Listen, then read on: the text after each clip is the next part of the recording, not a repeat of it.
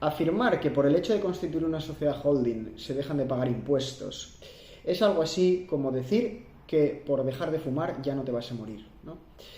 He visto estos últimos meses algunos vídeos que me habéis mandado, muchos de vosotros, de personas hablando sobre temas de sociedad holding y que son la absoluta panacea para dejar de pagar impuestos en España y este tipo de barbaridades, ¿no? Entonces, una cosa es que bajo ciertos parámetros fiscales y bajo ciertos parámetros mercantiles y organizativos, una sociedad holding tenga sentido para, en el caso de que tenga un motivo económico válido para su constitución, poder gozar de ciertos incentivos fiscales, como por ejemplo es la bonificación del 95% en dividendos que suben de las filiales a la entidad matriz, que es la holding en este caso, o la venta de participaciones de filiales que también conlleva una bonificación en la plusvalía generada del 95% en sede de la holding. Estos sí son incentivos fiscales que se pueden aplicar en ciertos casos donde la holding, como os decía, tenga un motivo económico válido para la Constitución.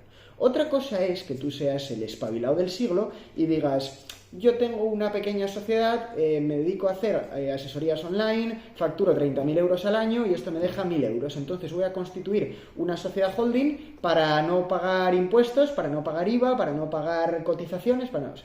Esta es la mayor barbaridad, la mayor aberración que he escuchado en mucho tiempo, ¿vale? Entonces, vamos a ver, como os decía, bajo ciertos parámetros fiscales, bajo cierta razonabilidad jurídica, tiene sentido constituir una sociedad holding. Pero hablamos de otro tipo de cosas completamente diferentes. Es decir, si tú tienes una empresita pequeña que factura 30, 40, 50, 100.000 euros al año y prestas un servicio único, no tienes ni siquiera varias líneas de negocio, no tienes estructura, no tienes empleados contratados, apenas tienes freelance que te facturan por la prestación de servicios, ¿qué carajo vas a hacer una sociedad holding? Vamos a ser un poco coherentes, ¿no?, con las cosas. Y diréis, ¿y por qué, Quique? Bueno, pues porque no tiene ningún sentido organizativo, en ese caso, constituir una holding. ¿Para qué? ¿Para que controle y gestione a la filial, en este caso, que sería esta sociedad? ¿Qué control y qué gestión necesita más allá de la que puede dar el propio administrador de la sociedad, que puede ser en muchos casos el único socio de la propia entidad y que ésta sea una mercantil unipersonal? Pues ya me contaréis el sentido de que tiene hacer una sociedad holding, ¿no?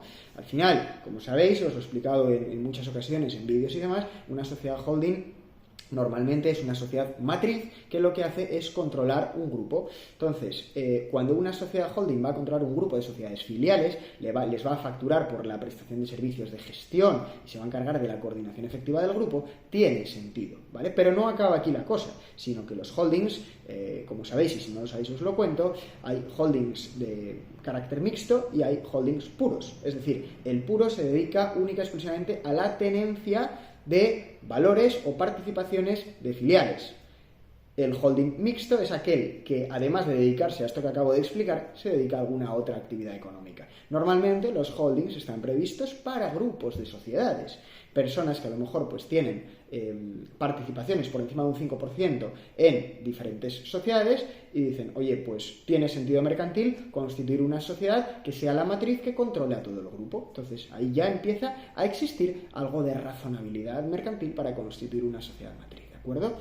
¿Qué más? Bueno, pues por ejemplo, imaginaros un grupo de empresas, ¿no?, que tiene la sociedad A, que se dedica a la actividad A, la sociedad B, que se dedica a la actividad B, y la sociedad C, que se dedica a la actividad C. Bien, entonces son actividades diferenciadas, ambas tienen su equipo, la sociedad A tiene 3 empleados, la B 5 empleados y la C tiene 10 empleados, por deciros algo. También hay freelance que facturan por prestación de servicios y demás. Bien, en esos casos se dice: oye, nos gustaría hacer ciertas inversiones inmobiliarias dentro del grupo, ¿qué sería lo más conveniente? Bueno, pues es un ejemplo de un caso donde pues se podría constituir una sociedad holding aportando por parte de los socios las participaciones de esas filiales, ¿de acuerdo? Con lo cual, en el activo del balance de la sociedad holding aparecerán recogidas las participaciones de las diferentes filiales, ¿de acuerdo? Bien, entonces empieza a haber cierto sentido mercantil en este caso, ¿no? ¿Incentivos fiscales que se ponen de manifiesto en este caso? Bueno, pues como os decía, el poder subir dividendos de las sociedades filiales a la holding. Es decir, la sociedad filial genera 100.000 euros de beneficios, la filial B genera 150.000 y la C 10.000. Bueno, pues en ese caso, de la sociedad A y B, que son las que más margen de liquidez puedan estar generando, pues deciden repartir dividendos y lo hacen en este caso a la holding. Bien, en el caso de que la holding tenga un motivo económico válido, tenga una estructura razonable, lógicamente esos dividendos podrán pasar con una bonificación del 95%. Bien, en la tributación de los mismos. Ok. Hablamos de estructura, hablamos de motivo económico válido. Claro, esa holding no se puede hacer como un mero artificio fiscal para pagar menos impuestos, vamos a decirlo así, ¿no? Esa sociedad, como os decía, tiene que tener MEP, motivo económico válido. Tiene que tener por lo menos un empleado a jornada completa, una persona que al final no deja de ser un recurso humano de la sociedad, ¿no?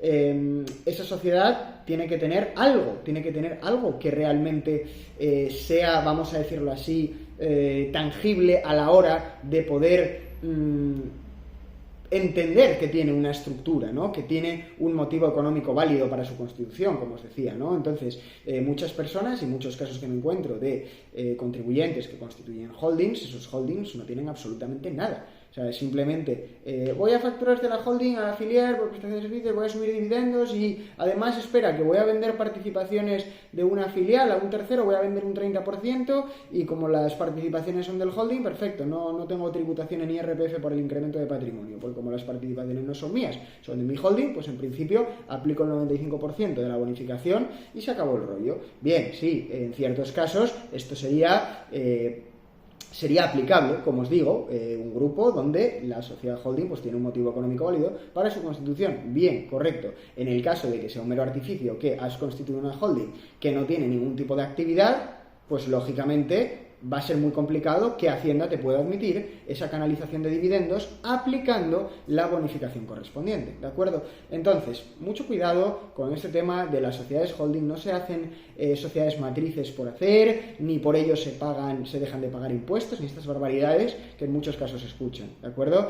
Si queréis más información sobre sociedades holding, me lo podéis decir en comentarios, lo haré encantado, porque obviamente esto es algo muy generalista, se puede hablar de muchas cosas de este tipo de sociedades, y desde luego muy interesantes, y que lógicamente bien aplicados o bien realizados o bajo un paraguas de motivo económico válido, sí tendría sentido para ciertos contribuyentes, para ciertos grupos, el poder constituir una sociedad matriz que controle al grupo efectivamente y pueda gozar de los incentivos fiscales correspondientes.